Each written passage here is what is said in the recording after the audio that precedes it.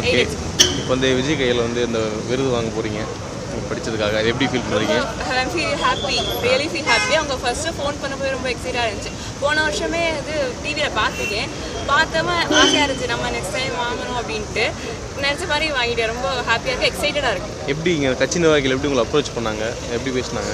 நான் வந்து கொஞ்சம் எங்கள் ஃபோன் பண்ணும்போது நான் வெளியே போயிருந்தேன். எங்கள் அப்பாவுக்கு தான் ஃபஸ்ட்டு சொல்லியிருக்காங்க. எங்கள் ஸ்கூலுக்கு எங்கள் ஹெட்மாஸ்டரை சொல்லிட்டு அவங்க தான் எங்கள் அப்பாவுக்கு பேசியிருக்காங்க.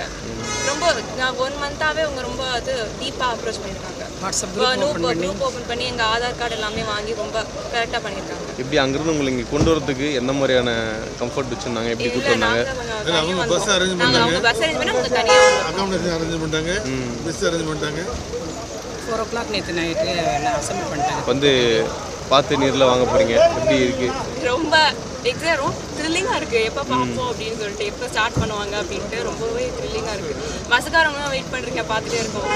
லாஸ்ட் இயர் கூட அவர் வெறும் கட்சி பேரெல்லாம் கூட அறிவிக்கல, ஆனால் இந்த வேறு கட்சி பேரில் ஆரம்பிச்சிருக்காரு. ஆமாம், உண்மையிலே அது எப்படி பார்க்குறீங்க?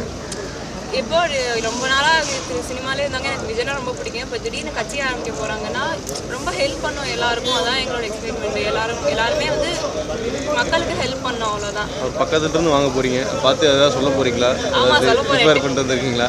12th இதே மாதிரி உங்களை வந்து பார்க்க போகிறேன். அது மட்டும் தான் சொல்ல போகிறேன். சரி, தேங்க்யூ.